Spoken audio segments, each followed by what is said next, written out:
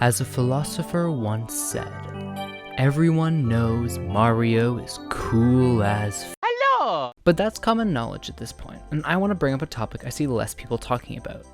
The art in Mario. You see, Mario has been around forever, but as time has went on, he's lost a lot of the charm that the series initially built up. The first few Mario games were crafted from scratch using the capabilities that the NES had. With these limits, Mario tended to change art styles a lot. Each game had a very different feeling, but somehow they all equally felt Mario. The very first Mario game was a marvel of ingenuity. It was the perfect game to show that the NES had the sauce, and propelled Mario into the spotlight. The game is filled to the brim with charm around every corner. From the way the artists were able to cram personality into every single sprite seen in the game, Mario felt almost like a Disney movie. It had a cartoony charm that was almost exclusive to its own series. Games around Mario tended to adapt their art style around the movies that shaped the generation. Every kid wanted to be an 80s action hero, so a lesser studio would market Mario as the roughest, toughest guy around that has to kill so many dudes in order to rescue his hot, sexy woman. And then the game would look like this. As the NES was coming out, its major competitors were Atari and maybe Intellivision. Most old consoles just came out and fell to the wayside, a lot of them from the US. Japan was already doing quite well in the arcade market, but the NES was able to cement Japan as the king of home console video games, and it was strengthened by the fact that the next big console was made by Sega, another Japanese company. With his Japanese influence coursing through Mario's veins, he was crafted to be cute rather than cool. Not a macho man, but instead, a little guy. The choice to be cute rather than cool paid off in the long run, as a cartoony game with a well-directed art style will always age better than something trying to look realistic, or as realistic as they could make in the past. Even something as small as the choice to make the Goombas squish when Mario jumps on them shows the dedication they had to making Mario goofy and cartoony. One sprite isn't much, but most enemies in the past would just disappear and maybe sparkle when they died. Even the less technical deaths, like a Koopa falling off screen, is new. Don't get me started on the blatant Wile E. Coyote influence of Bowser's little gravity-defying trick before he falls into lava. I think at this point I've made it pretty clear about how groundbreaking the art direction in Super Mario Bros. Was, and the series took that groundbreaking nature and ran with it. Mario 2 came along and improved on the main Mario gang's sprite work, and got super close to mimicking the official art seen in the manuals. Then Mario 3 came along and gave the game a massive boost in style, as every enemy was reworked, and new iconic characters were introduced, like Spike, Sledge Brother, and the Koopalings. Then after that, Super Mario World came along with the power of the SNES and completely killed every game before it with its stunning sprites that still hold up to this day. This is all to say, with each new Mario game, the series was improving on its craft and was able to make each game look and feel super unique. So you could easily go back to any of them and have a new experience. Sure, Super Mario World was technically the best one, but no one would fault you for preferring Mario 3. This is something that was able to keep the games new and fresh. Mario was unique, and each game gave the player a new way to enjoy Mario without completely stomping on the games that came before. By the end of the SNES era, you could safely say that Mario officially had its look. Almost every design was finalized, and this is how the characters should look going forward. This is where a problem begins. The games are still good now, and they will be for a while, but this is a seed that will slowly blossom behind the scenes. But who cares, because we have a new toy to play with. 3D is out, so that means ingenuity is back, as Nintendo has to figure out how to make platforming cool and fun in a 3D space, and where to build in the future. Mario 64 is the next massive game to shape gaming as a whole, 11 years after Super Mario Bros. Hit the ground running.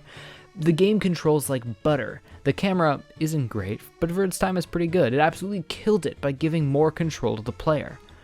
While the mainstays are still here, Mario, Goomba, Bowser, it also creates enemies that are unique to Mario 64.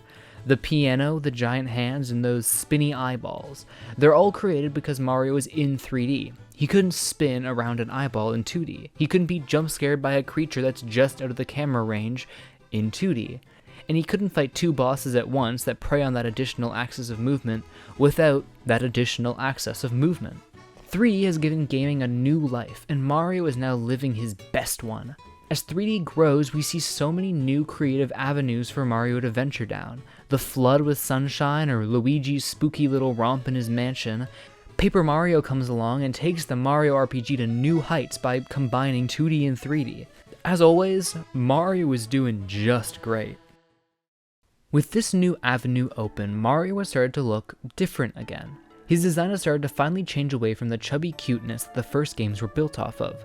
The 64 games seemingly took inspiration from claymation and early 3D movies like Toy Story, another Disney influence. Still chubby and cute, but he's starting to slim down. Throughout this age, each character starts to look a little bit different to fit each character into 3D.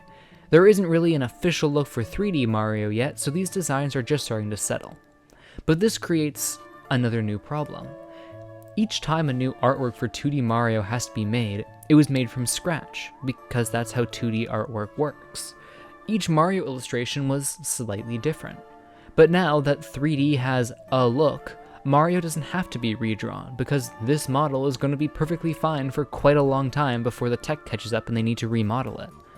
That's why when we get into the late 2000s and early 2010s, Mario's renders start to be reused and placed everywhere they need. You only need like 5 Princess Peaches, so it's fine if you use one render for the rest of the time, right? Well, you're technically not wrong. You don't have to replace it, but this Mario look is starting to get stale quite fast. You can only see the same render so long before you start to hate it. It took some time, but Mario's been big for so long that his design just isn't new anymore. So when you combine that with the fact that the renders are now getting kind of boring, these characters can start looking really stale when compared to his co-workers that keep reinventing themselves like Link. Mario has become safe. His art is instantly recognizable, so Nintendo doesn't have to fight to make you purchase a new Plumber game the way they did back in the NES era. But hey, the games are still good, so who cares? Remember that seed I was talking about? It's been growing in the background. The handheld consoles are still working in that second dimension, and so they still need to compete with the titans that are Mario 3 and Super Mario World. The 2D Mario series has seemingly peaked, so the closest platformers can get to beating them is just porting them over or remaking them like Super Mario Advance 4. But that lacks the ingenuity that those original games were built on. A ceiling has been placed on the Game Boy and Game Boy Advance, and out of fear, Mario has decided to hide from his platforming roots, instead focusing on other avenues. Hey, Wario's doing great, but that's besides the point. He stole the ingenuity and is able to create a lovely set of games I'd love to talk about later, but let's act like he's not there. Let's wallow in the lack of 2D Mario platformers. The look of 3D Mario has been perfected. He isn't going to look all that different no matter the game. And his movement has seemingly been perfected by some banger 3D games that he's had recently, like 64 and Sunshine. So when New Super Mario Bros. Came out, it was a shining beacon. 2D had been standing still for so long that people had become nostalgic for that classic Mario movement. And with the look of a still fresh 3D Mario, New Soup, as some people call it, was a guaranteed success. And succeed it did. So well that it needs a sequel. And another one. And another one.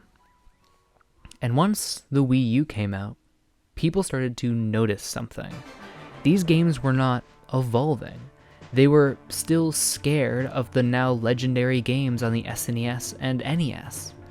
So that ingenuity that made those games special is lost on New Soup. It was 3 or 4 games that looked and felt the same. And that does not make people love a series. New Super Mario Bros. Was seemingly a brand new avenue for Mario to build alongside his flourishing 3D games. But now, it's a weight holding the Mario series back from being its best self. A smudge on an otherwise fantastic slate of mainline games. Heck, even the spin-offs were popping off before the Wii U drought. 3D World was really good. But it wasn't a true successor to Galaxy and Sunshine that fans were looking for, so the new Super Mario waves started to break away at the nearly spotless public perception of Mario. Obviously the Wii U era was kind of a disaster for Nintendo. They realized this and needed the next console out as fast as possible, So even though Mario's public perception was at an all-time low, his next adventure would blow everyone away. Super Mario Odyssey came out right at the beginning of the Switch's life, and it was just the thing 3D Mario needed. Mario may look similar, but he's never moved the way he does in this game. He's buttery smooth, and with each new Cappy transformation, Mario's skill set is seemingly endless. The new enemies would fit right in. Granted, a Spiny will always be more memorable than like the rabbit bosses, but that doesn't mean Odyssey's fumbling the bag in any way. It is a nearly perfect Mario game that celebrated the growth that 3D Mario's had since the N64's launch. So as normal, 3D Mario's doing just great. The problem is 2D hasn't had that luxury yet. Mario Maker is the closest thing to a new 2D game in some time, and that's still prying on the nostalgia that New Soup was built off of, just in a more creative way. Mario Maker is probably the most fun I've ever had with Mario, but it just simply isn't the game we need. That's where Super Mario Wonder comes in. This game is yet to come out, so it might suck, but it looks like everything 2D Mario has needed. This game has an emphasis on new ideas for the Mario series, creating a wacky and, more importantly, completely fresh take on 2D Mario. That's even seen in the animations, where Mario finally has some life. Just look at the comparisons between New Soup games and Wonder. It's night and day. Mario's posing is stronger, and he's so much more expressive in his movements. It's not just Mario, everyone is. He doesn't look dead inside anymore as he runs through 1-1 for the millionth time. Wonder seems to expand on everything 2D Mario has been building up for decades. It's finally a way to break that ceiling that two really awesome bangers in the late 80s and 90s set up for the series. And it's just really refreshing to see.